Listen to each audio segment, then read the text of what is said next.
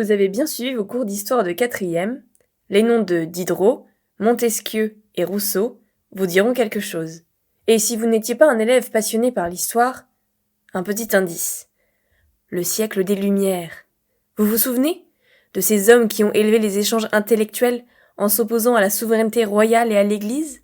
Maintenant, connaissez-vous le dicton « Derrière chaque grand homme se cache une femme ». Oui? Alors, gardez-le en tête pour la suite.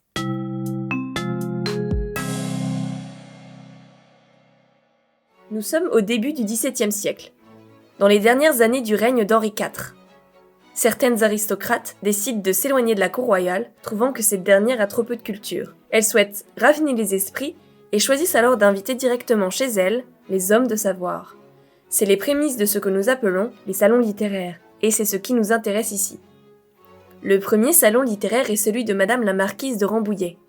Ce salon s'appelle la Chambre Bleue, et est tenu par la Marquise à partir de 1608 et jusqu'à sa mort en 1665.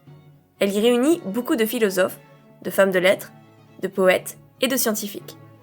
Les sujets de discussion prennent souvent des allures de débat, mais la politesse et la bienveillance sont de rigueur. Ce premier salon en inspire d'autres. C'est alors la naissance de plusieurs dizaines de salons au cours du XVIIe et du XVIIIe siècle.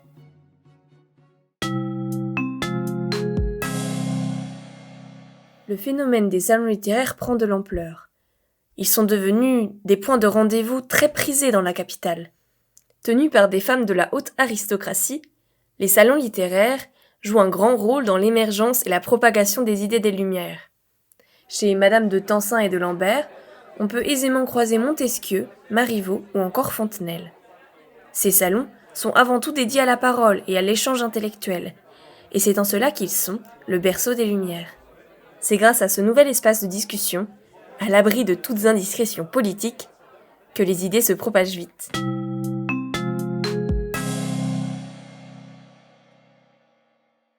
Intéressons-nous plus encore à ces femmes, à ces féministes du XVIIe et du XVIIIe siècle. Une de leurs grandes revendications, c'est celle du savoir.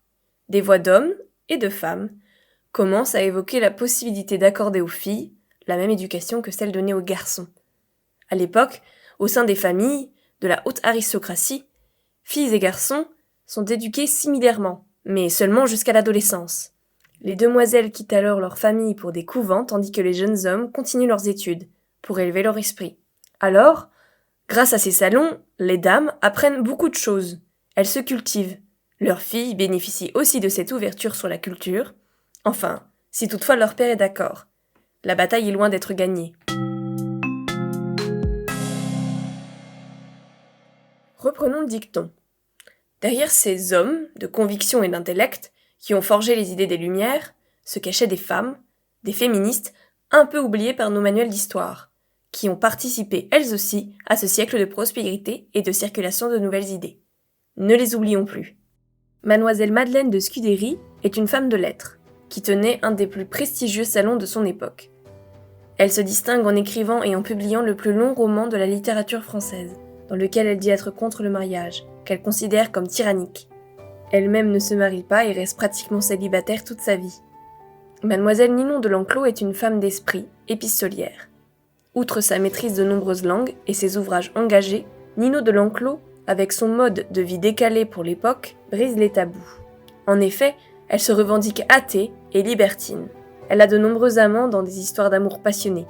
On la surnomme alors Notre-Dame des Amours. Cette femme, tout au long de sa vie, se défend pour garder sa liberté de corps, d'esprit, de culte et son indépendance, tout en s'entourant des plus grands savants aristocrates. Madame de Staël est romancière et philosophe. Elle est favorable à la Révolution française. Tenant un salon avec sa mère, le dernier existant avant la Révolution, Madame de Staël s'y fait de nombreux amis, comme Lafayette, Benjamin de Constant ou encore Louis de Narbonne. Des amis qu'elle accompagne lors de la Révolution. Elle publie Réflexions sur le procès de la reine, un plaidoyer en faveur de Marie-Antoinette, où elle dénonce les misères de la condition féminine. Madame Olympe de Gouges est elle aussi une femme de lettres, devenue femme politique lorsqu'elle s'exprime en faveur de l'égalité des sexes. Dans tous ses écrits, on retrouve cette conviction. Les femmes sont aussi capables que les hommes. Après la Révolution, elle n'est pas du tout satisfaite de la Déclaration des droits de l'homme et du citoyen. En effet, à l'époque, cette déclaration laisse de côté les femmes. Alors elle écrit « La Déclaration des droits de la femme et de la citoyenne ». Dans cet écrit, elle affirme que les deux sexes sont égaux en droit civil et politique. La liste de ces femmes n'est pas exhaustive, bien sûr. Cependant, notons bien une chose. Si pendant ces 2 siècles, certaines femmes de la haute aristocratie deviennent des érudits, des femmes de lettres, cela n'empêche pas qu'elles soient encore considérées comme inférieures aux hommes.